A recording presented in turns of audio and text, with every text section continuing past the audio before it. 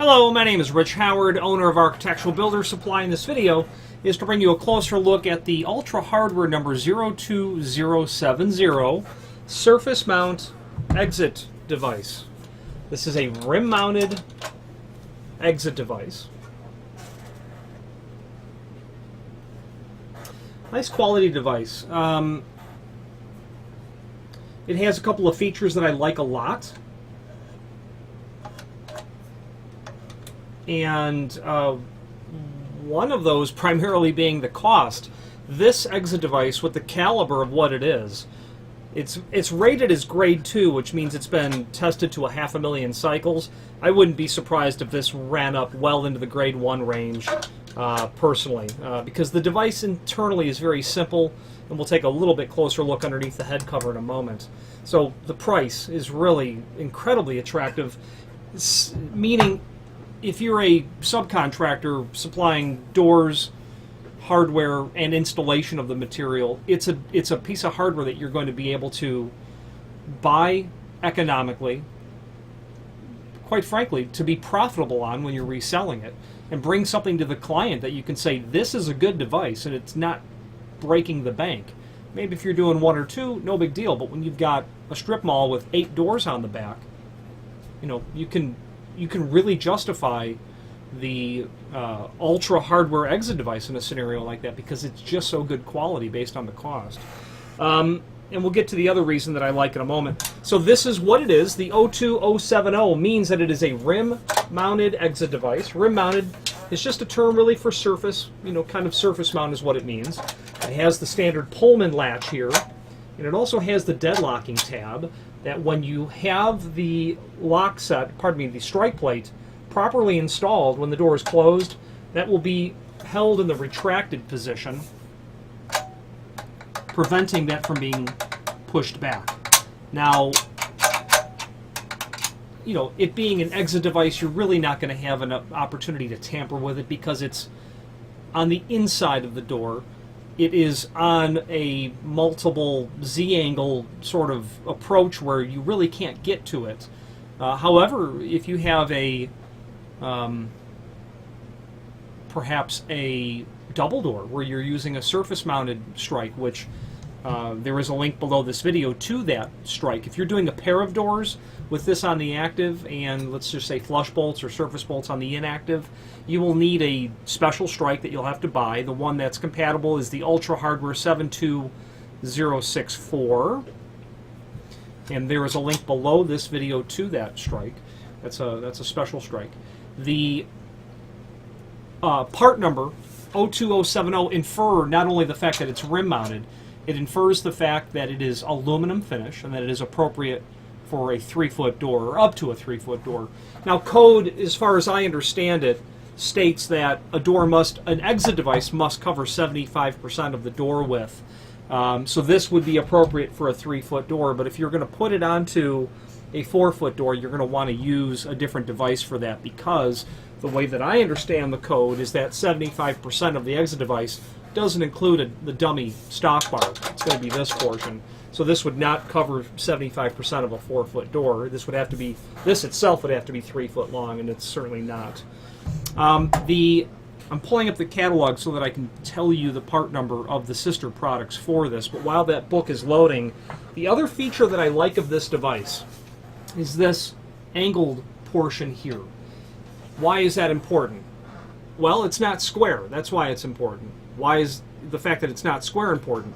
Door gets opened to 90 degrees. Let's say that it's an egress path in a building where the delivery personnel, package delivery service, comes with their cart. When they hit the end of that, the concept is that it will just push the device in. In square models of exit devices, that end cap can become damaged significantly, sometimes causing a significant cost to repair or replace.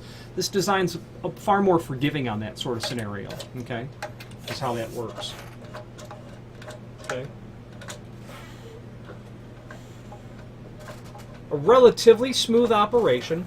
I understand that California code does require not greater than 5 pounds of force to push that in. This is definitely not compliant with that. I don't know how many pounds of force it would take, but my guess it would be 6 or 7. But I know that it's not 5 or less, is the bottom line. So keep that in mind if that code compliance is important to you, and of course it would be. Now, the 02070 is this exit device. Per the catalog, we are looking at, and what I like to do is pull the catalog up, and I'll show you at the end of this video how to get to that. And what I like to do is look at the catalog and find the 02070 device. The important part of that search in the document itself is going to allow you to find the 02071, which is the same device in a bronze color. Okay. You'll also find the reference to the vertical rod devices, which could be very common and typical. You can use a vertical rod device with this rim-mounted device if you had a pair of doors. You could put the rim device on the active. The surface vertical rod can be on the inactive. You still need that surface strike, which is indicated there as well. However, it's important to know that they are calling out the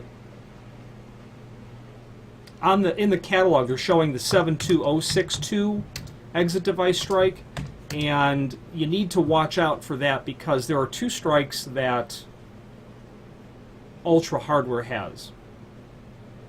The 72062 and the 72064. They are different because the area, the raised area where the deadlocking tab needs to communicate with, are symmetrically opposite. Okay, so the 7206 4,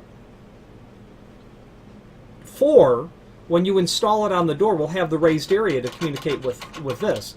The 72062 is opposite. It doesn't really matter how you install them because you flip them both over, but if you have the one on the wrong side, it will never work, is the bottom line. And I believe that the catalog is potentially incorrect in how they lay out showing the orientation of the deadlocking tab on the unit. The picture in the catalog shows it correct when you look at the catalog cut of that. But then when you look at the 72062, it's the wrong strike for that. It would work with your 02054, 02055 device. They do show the 72064, and they indicate that it's to be used on the 02047 and 02056. And that's just wrong, is the answer. That's purely wrong, and you'll see the orientation of that if you were to look in the book. Okay, so the point of the matter is we've listed the proper surface strike for this because there are 2 types. Manufacturers sometimes will put their deadlocking tab on the top, sometimes on the bottom. Well, obviously you have to have the right strike. Okay, moving on. The catalog will show you all of the accessory items to go with this. Quickly they are, because this video is in essence to be about the device. You're going to have knob trim and lever trim, the special surface strike should you have a pair of doors, a rim cylinder if you're going to use it, a winged pull. Sex bolts would be always a good idea to through bolt the unit through the door, and sex bolts are not inherently included with the device, so you'll need to order those separately, and that link to the catalog is of course there. Okay, now back to the device. Weighs 7.3 pounds, at least it does with the box that it ships in. Nice quality unit. The back of the unit is very simple and straightforward. All you're going to get are the holes in the back of the metal for attaching to the door, or trim goes through the door and then it all screws together. Then you're just going to simply get the cam that's in the back here, and that can be demonstrated by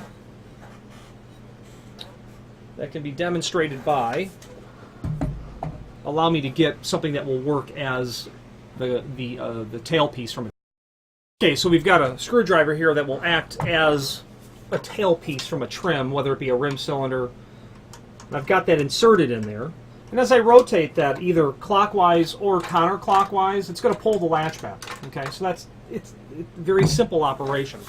Now, let's take a peek at the components underneath the head case. Okay, so I've pulled off the 4 screws that will allow us to look at the underside of the head case. This is where those are located. You've got one here, one here, and then 2 in the end. What you'll do to pull that off is to press that. You can just lift that right off. Okay.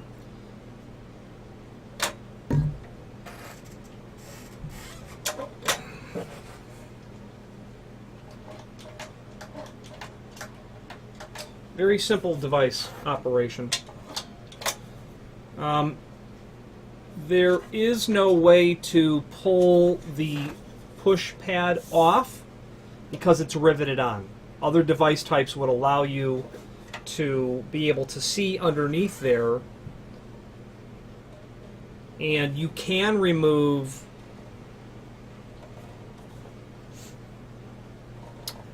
the actual active head from the rest of the device by removing this stuff. And there is just simply a linkage down below there, and then of course a spring. But not going through the procedure to remove all of that, meaning it's not required to take a look at how that smoothly operates. Now, the only time that I've had a failure of one of these devices, the only time, guy called me up and said the device was no good. I sold him garbage, he said. Okay, well that's the first time in 25 years that someone ever said that. Turns out that the client's like a mile from the office, and it's a restaurant, and I'm there like every other Sunday. So I know the guy, and he knows me. At least face recognition from being a customer. I drive over there. He's surprised to see me when I show up because he didn't realize that I was the guy supplying the hardware. What his installer did was weld the unit to the door. Didn't bother to screw it on, welded it. And that 1800 degree Fahrenheit literally melted the tiny spring that is in here that's keeping the latch bolt popped out. Because his complaint was the latch doesn't work. It just fell limp. So when I got to the job site, I said, listen, you can't put, having a background in amateur welding, you can't put 2000 degree Fahrenheit to a piece of wire that might be a 32nd of an inch diameter. So that was obviously the fail there. Now, I'm going to pause this video and I'm going to start to remove the other screws so that we can look forensically inside the device. Okay, so what I've done at this point is I've removed the screw here and the one here and the 2 in the back that are here that will allow me to pull the head off. Okay, let's take a look down in here, and I can't get us inside of there because I can't remove the push bar because it's riveted on. But it's just simple. There's just a spring assembly that's in there that's keeping it pushed out. Okay, very simple item. Now the head case, obviously, well, there's a spring that controls this, of course, and every time you push that case down, that's all it takes. There's nothing serviceable inside of here because of the manufacturing process. You can rivet, it's all riveted together. But the point of the matter is it's very simple and straightforward to use and operate. Okay, this is a device that you're going to, again, enjoy significant utility from. You're going to have your cake and eat it too when you buy a device, this ultra hardware device. Okay, so now let's move on. Since we've got this pulled off, this is a cover that just slides off.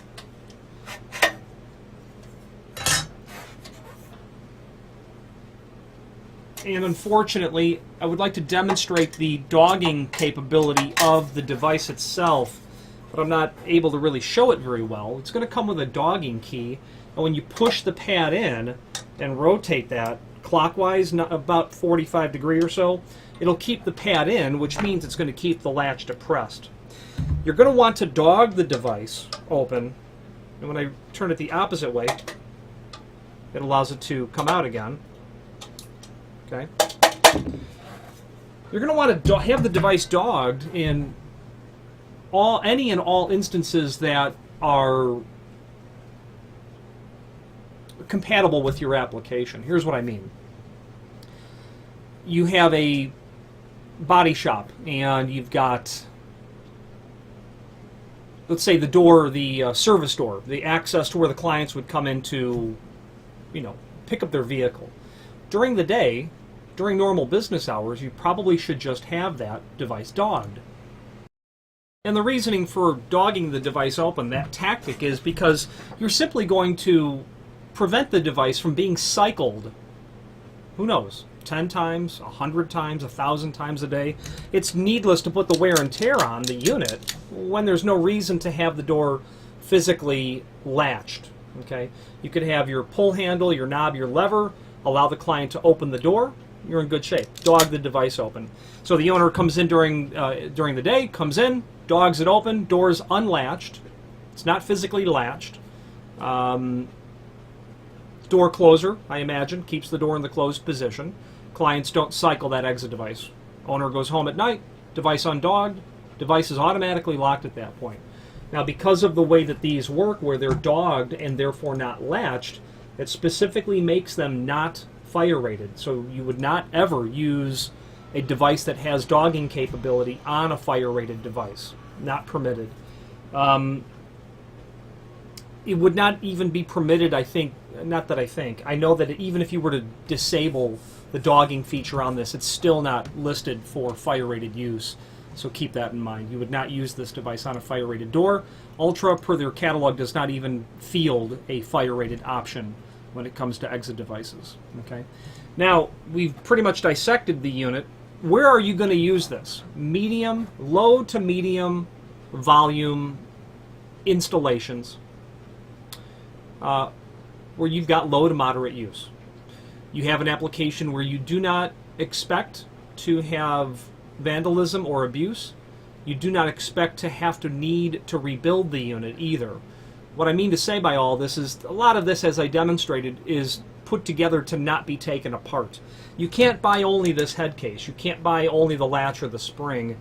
Whereas with grade 1 domestic manufacturers of exit devices, you're going to be able to rebuild those. The exit device can be 5-10 times the cost, but sure enough, you're going to be able to purchase every constituent part, continue to get useful service of that down the road. If you're a school, you're probably going to invest in exit device hardware that you can maintain over years, over decades even. This would not comply for that at all.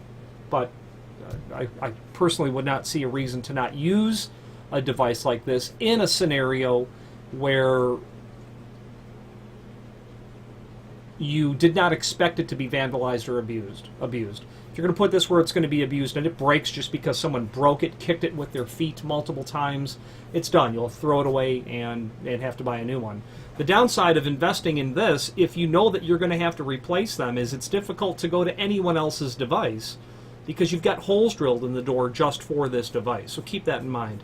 There is a scale that has to be balanced here in terms of cost, convenience, utility, and long-term needs.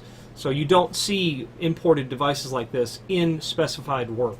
And it's for that reason. The developers, the contractors, the end users, the architects need to be able to field something that will be long-term appropriate for a building's application and use. Okay, now that's where you're going to use it. That's my recommendation. Code compliance. If you've got a door that's never used, inspector says you've got to have an exit device here. Code compliance. Fantastic. As long as it's not fire rated.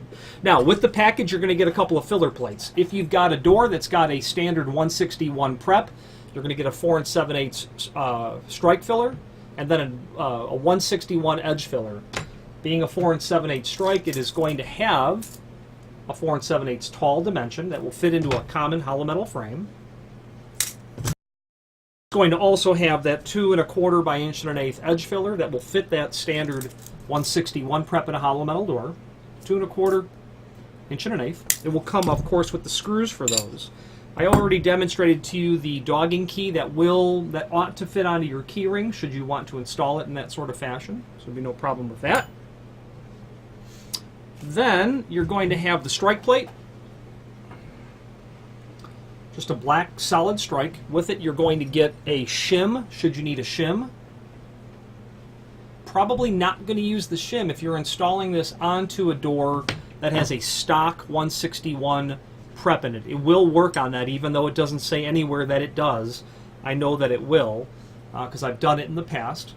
Technically now, well, before we get to that, you're going to get 3 screws with this strike plate. You're going to get the 2 large mushroom style head screws, then you're going to get 1 smaller trim head screw.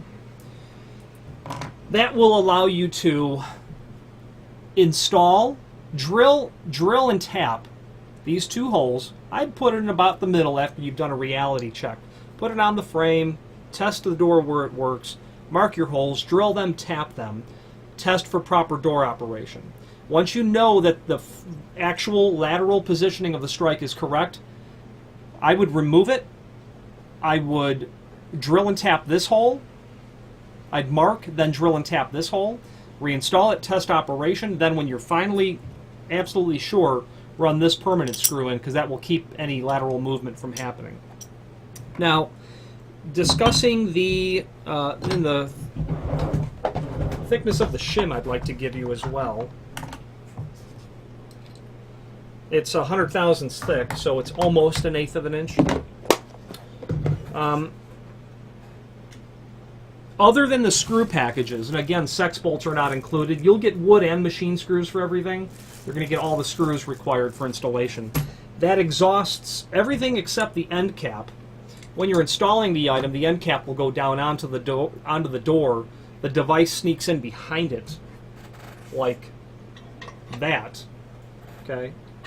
Then your end cap physically will attach to the bracket itself, allowing you to finish off the installation.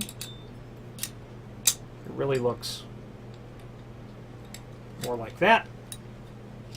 Okay. Then the nice thing again, you've got that angled or curved design. So when that door is open, if that cart hits it, it will kind of also deflect and push up. This is metal as well, not plastic. So we've exhausted all the pieces and parts that are included. We've even disassembled it. Now, there is a link below this video to the installation instructions, and let's pull those up now and take a look at the installation instructions. Step 1, even before you get to step 1, there's going to be an overview of the device. There is going to be discussion regarding cutting it should you need to. The device itself, if you're installing it onto a 3-foot door, is not going to require any modification. This can be cut down to accommodate a door as narrow as 30 inch. Anything smaller than that, a push bar design like this is not going to work. You're going to need a push pad design, I should say. If you have a smaller than 2'6" or 30 inch door, you're going to need to change the design of the device to maybe a crossbar, where you can physically cut that crossbar down to a very narrow sort of size and be able to accommodate a very narrow door. You'll occasionally see very narrow doors, 2'4" doors. I've got a building in Chicago here where there are pairs of 2-foot doors out to escape stairs, literally escape stairs on the exterior of the building. Pairs of old doors that were probably from the 1940s or 1930s even. Inspector came, got to have exit devices everywhere. So that guy had to do crossbars everywhere, which, if you have a need for that, let us know. We'll help you with it. They show the exploded parts view of the device, that reference up to the top to cutting it. Now, step 1 is going to talk about the type of installation, and we're really assuming that you're going to be doing obviously a single door with a rim sort of installation. But they do list the other 2 possibilities, where you'll have a pair of doors with a mullion and then a pair of doors without a mullion. Pair of doors without a mullion, you need that surface strike that's linked to down below. Now, they are giving you the dimensions of where the surface onto which the strike will be applied and the back set, or the center line of where the tailpiece from the trim is going to work. Even if you don't have trim, you still have to observe the proper back set so that this will work compatibly with your strike plate. Okay, so that's your proper installation like that, where this raised area is going to keep that deadlocking tab depressed.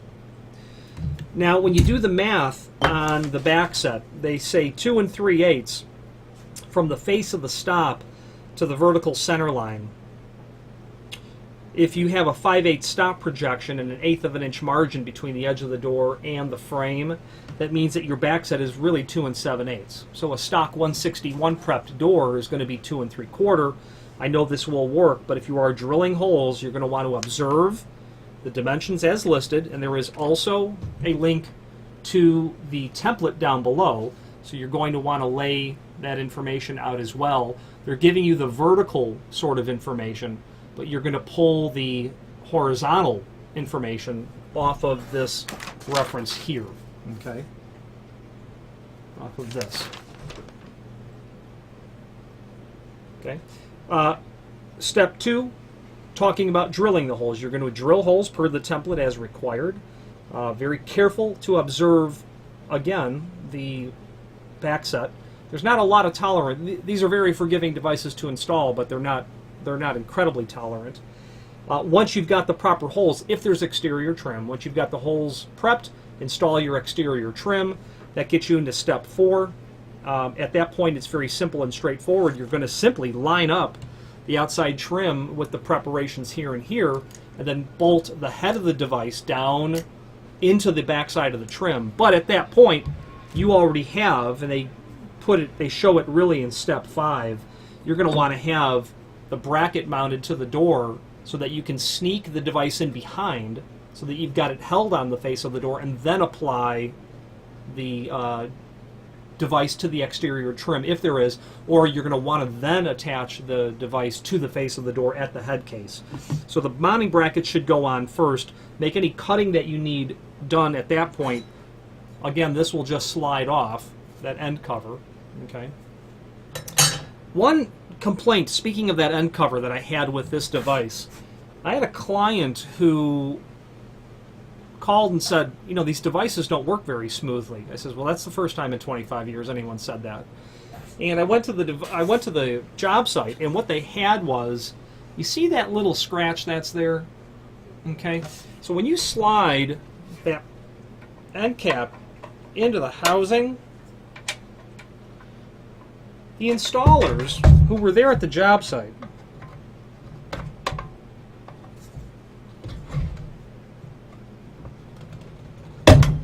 forgive me, I'm going to pause this video. I'm going to hurt myself if I don't pay attention. Okay, sorry, I wanted to start that. They had slid that end cap in so hard and so far where there was actual contact, and you can see that you can't see, but my hand, it sticks in the very initial sense. And what was happening was the elderly users simply were finding it difficult to get the device opened. So when I got to the job site and quickly realized, well, that's what your problem is. You've got the end caps smashed down too far onto the device, and it's actually interfering with it, as evidenced by the scratching. All I did was remove the end cap, back the plate out 1/8 of an inch or 1/16 of an inch, and worked utterly perfect. Too far, it's going to hang up on you. Keep word to the wise. Right now, it doesn't work so well. It catches. Back that off. What I mean is the margin right here. Give it a proper 1/8 of an inch. Okay? Cut it if you have to, and then your operation is going to be ultra smooth. Finally, step 6, you're going to apply the head case cover. Put the head case cover with the 4 screws. You're going to put your end cap on with its 2 screws. You're in good shape at that point. They do have some photographs down below that show you what that strike prep is supposed to look like, or the strike is supposed to look like when it is used in conjunction with the head case. So very simple and straightforward. And at that point, there's really nothing else to discuss. You've got your template link, you've got your instruction link. The information down below says it's aluminum wide head, meaning you're going to use this on a common door that would have at least 5.5 inch sort of dimension, I would say. Yeah, at least 5.5 inch style dimension, probably 6, let's say. So if you've got a piece of full glass in your hollow metal door, a couple of things are probably going to be necessary. They don't make shims for these, so you're going to have to make or not make, come up with some shims. If you try to put this down over the light kit on a hollow metal door, it's not going to sit flat on the face of the steel itself. So there are no shims from Ultra available. You'll have to pad this out, okay, which you can do.